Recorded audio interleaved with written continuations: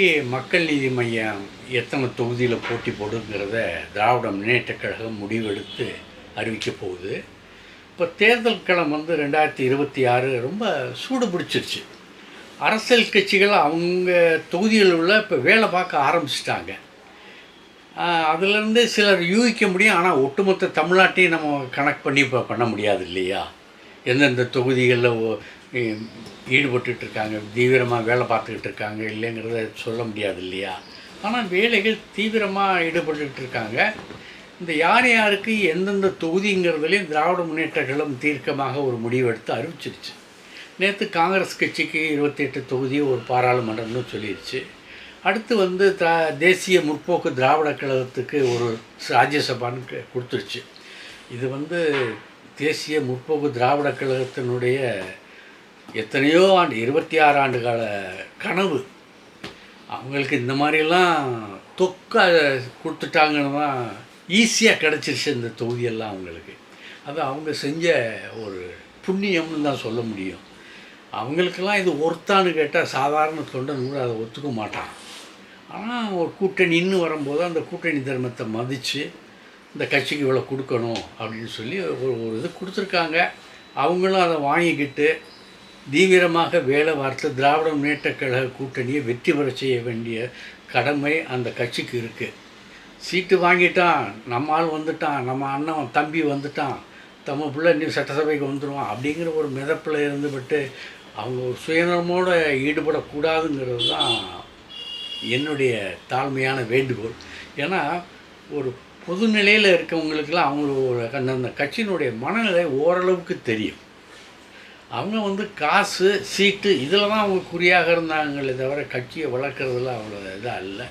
சரி ரைட்டு, சந்தடி சாக்கில் வந்துட்டாங்க, ஜெயிக்கட்டும் அப்படின்னு தான் நம்ம நினைக்க தோணும். சரி, அடுத்து இப்போ இந்த தொகுதியில் யார் போட்டியிட போகிறாங்க, மக்கள் நீதி மையம் தேர்ந்தெடுக்கும் தொகுதியில் யார் யார் போட்டியிட போகிறாங்க அப்படிங்கிறது கமல் சாருக்கு மட்டும் தெரிஞ்ச ரகசியம்.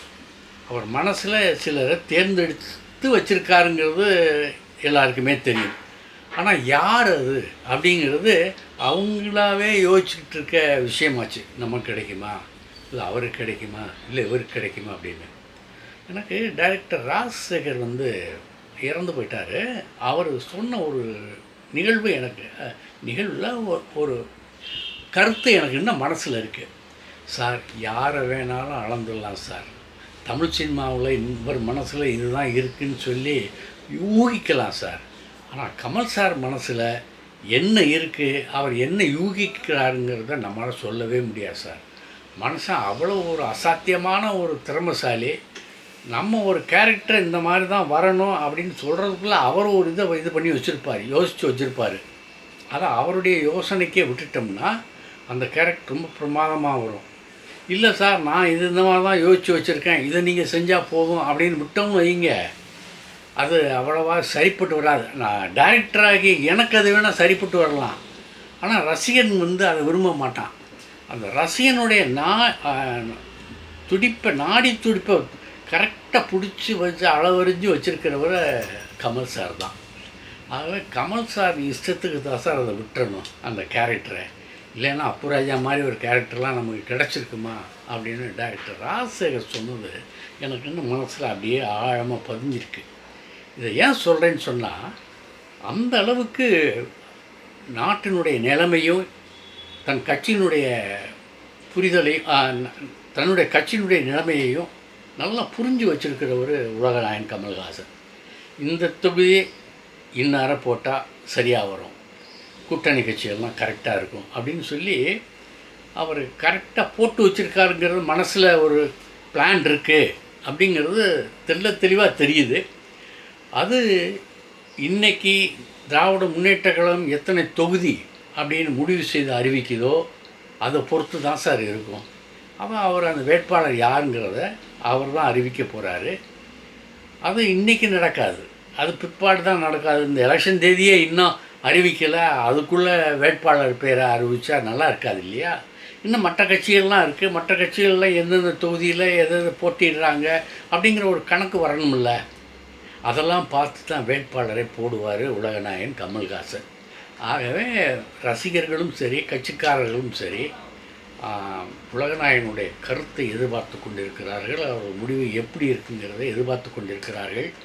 ஆனால் திராவிட முன்னேற்றக் கழக தலைவர் மு.க. ஸ்டாலின், மக்கள் நீதி மைய தலைவர் உலகநாயகன் கமல்ஹாசன், இந்த 2 பேருக்கும் வேட்பாளர்களை பற்றி தெரியுங்கிற ஒரு ரகசியத்தை மாத்திரம் நான் சொல்லிடுறேன். ஏன்னா அது உண்மை. அவங்க 2 பேருக்கு மக்கள் நீதி மையத்தின் சார்பில் யார் யார் நிற்க போகிறாங்கங்கிறது அவங்களுக்கு தெரியும்.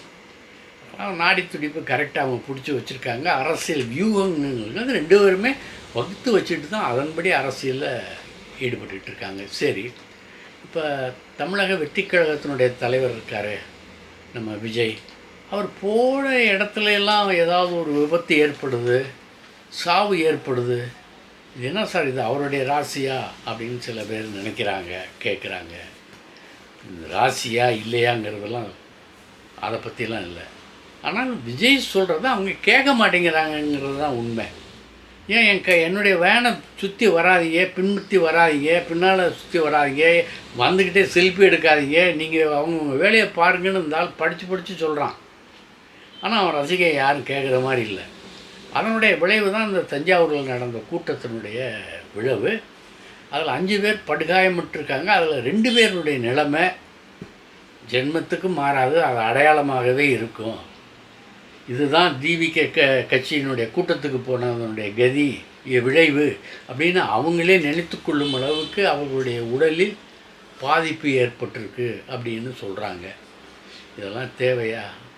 அவங்கவுங்க வேலையை பார்த்துட்டு போனீங்கன்னா அது நல்லா நடக்கும். சரி, இப்போ விஜயினுடைய தேர்தல் அவர் நிற்பாரா நிற்க மாட்டாரா அப்படிங்கிற ஒரு சந்தேகம் இப்போ அரசியல் சில கட்சிகள் மத்தியில் ஏற்பட்டிருக்கு. ஏன்னா இந்த தொகுதி, இந்த எலெக்ஷன் அவர் ரொம்பவும் நம்புகிறார். விஜய் ஆள்வோம், ஆளப்போகிறோம்ங்கிற நம்பிக்கை அவருக்கு இருக்குது அப்படின்னு அவர் நம்பிக்கிட்டு இருந்தாலும், அவருடைய ஆதரவாளர்கள் நம்பிக்கொண்டிருந்தாலும், இந்த தொகுதி நிலவரம் தெரிந்த அனுபவமிக்க அரசியல்வாதிகள், அனுபவமிக்க கட்சிகள், அவருடைய கணக்கெல்லாம் வேறு மாதிரி இருக்குது. இவர் முதல் நிற்பாரா நிற்க மாட்டாராங்கிறதே சந்தேகம். ஜோதிடர் என்ன சொல்ல போகிறாரோ அதன்படி தான் விஜய் நிற்பார். அவர் ஜெயிச்சு ஆட்சியை பிடிக்கிற மாதிரிலாம் இருக்காதுங்க. தமிழகத்தினுடைய ரிசல்ட்டு அந்த மாதிரிலாம் இருக்காது. அது அவருக்கே தெரியும். இருந்தாலும் அவரை சுற்றி உள்ளவர்கள் அதை பயன்படுத்தி கொண்டு அதனால் லாபமடைய பார்க்குறாருங்கிறத அவர் எப்போ புரிய போகிறாருங்கிறது தெரியல.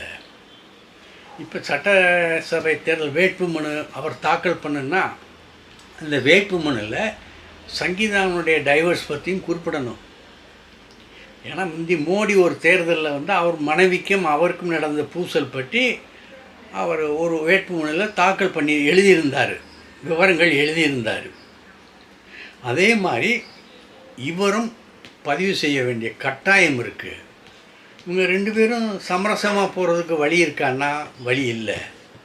ஏன்னா சங்கீதா பல தடவை அவர்கிட்ட மறைமுகமாக பேசியும் தூது விட்டும் இந்த மாதிரி பிரச்சனை இருக்குது, நம்ம பேசிடலாம், பேசி தீர்வு பண்ணிக்கலாம் அப்படின்னு சொல்லியும் விஜய் கேட்கல.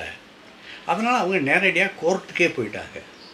கோர்ட்டுக்கு போனதுனால இந்த வர 20ஆம் தேதி என்னமோ தெரியல, அடுத்த மாதம் 20ஆம் தேதி அவர் கோர்ட்டில் நேரில் ஆஜராகணுங்கிற ஒரு கட்டாயம் இருக்குது. அது அந்த ஏப்ரல் மாதம். அந்த ஏப்ரல் மாதங்கிறது தேர்தல் காலம், பயங்கரமாக சூடு பிடிச்சிக்கிட்டு இருக்க காலம். இவரா அப்படின்னு ஒரு போட்டி போட்டுக்கிட்டு இருக்க நேரத்தில் இந்த கோர்ட்டினுடைய தாக்கம் அவருடைய தொகுதியிலும், அவராக ஒரு போட்டி போடுறேன்னு சொல்கிறார்ல, அந்த தொகுதியிலும் எதிரொலிக்கும். அவருடைய கட்சி எந்தெந்த இடங்களில் போட்டியிடுதோ அந்த இடத்துலையும் மக்கள் சிந்திக்க ஆரம்பிச்சிடுவாங்க. இந்த மாதிரி சொந்த மனைவியோடவே துரோகம் பண்ணிட்டு இந்த மாதிரி அந்த அம்மாவே கேஸ் போட்டு தீர்ப்பை என் விவகாரத்தை கொடுன்னு கேட்குற அளவுக்கு போயிருக்கு. இவர் எப்படி நாட்டுக்கு நல்லது செய்வார், நமக்கு நல்லது செய்வார்னு சிந்திப்பதற்கு ஒரு இடம் கொடுத்துரும் அப்படின்னு ஜனங்கள் நம்புகிறாங்க. எதிர்க்கட்சிகளும் அதற்கேற்ற மாதிரி, அதாவது எதிர்க்கட்சிகள்னு சொன்னால் ஆளும் திராவிட முன்னேற்ற கழகம் உள்ளிட்ட கட்சிகளை சொல்கிறேன். அப்போ வந்து யார் எந்த கட்சியினங்கிறது தேர்தலுக்கு பிறகு தானே முடிவாகும். தேர்தலில் யார் மெஜாரிட்டி வர்றாங்களோ அவங்க தான் ஆளுங்கட்சியாகவும், மைனாரிட்டி ஆகிறவங்க அவங்க தான் எதிர்கட்சியாக வருவாங்கிறது காலங்காலமாக இருக்கிற உண்மை. அதான் இது உதாரணம் அதுதான். ஆக அந்த எதிர்கட்சிகள்ங்கிறது விஜயை எதிர்க்கக்கூடிய கட்சிகள். அந்த கட்சிகள்லாம் ரொம்ப கடுமையான தேர்தல் யுக்திகளை பின்பற்ற ஆரம்பிச்சிருவாங்க. இந்த கட்சி வரவே கூடாது, வெற்றி பெறவே கூடாதுன்னு அடிமட்ட லெவலில் இறங்கி வேலை பார்ப்பாங்க. பொதுவாக தமிழக மக்கள் வந்து நல்ல குடும்பம், கண்ணியமான குடும்பம், இதைத்தான் அவங்க எதிர்பார்ப்பாங்க. ஒருத்தன் ஸ்திரீலோனதாக பொம்பளை பொறுக்கியாக இருக்கிறவனை மக்கள் விரும்ப மாட்டாங்க. பொம்பளை பொறுக்கி ஒருத்தனை எலெக்ஷனில் நின்னா அவனுக்கு ஓட்டு போடவே மாட்டாங்க. இவன் பொம்பளை பொறுக்கி இவனு போட்டால் நம்ம தொகுதி கெட்டு போயிடும்னு சொல்லி அவனுக்கு ஓட்டு போட மாட்டாங்க. இந்த மாதிரி ஒரு சூழ்நிலை அந்த ஒரு விஜய்க்கும் ஏற்படும் அப்படின்னு அவங்க நம்புகிறாங்க. ஆகையினால இந்த எலெக்ஷன் வந்து, இந்த தேர்தல் வந்து விஜய்க்கு ஈஸியாக இருக்காது அப்படின்னு தான் எல்லாருமே நம்புகிறாங்க. நானும் நம்புகிறேன். இதற்கிடையில் விஜயனுடைய கட்சியை சாதாரணமாக இடப்பட முடியாதுங்க. பிரச்சாரத்தை எவ்வளவு தரலோக்கலாக கொண்டு போகணுமோ அந்த அளவுக்கு தரலோக்கலாக கொண்டு போயிருக்காங்க. அதாவது எந்த பெண்ணாவது எனக்கு 4-5 புருஷன் வந்தாலும் சரி அப்படி பேச முடியுமா?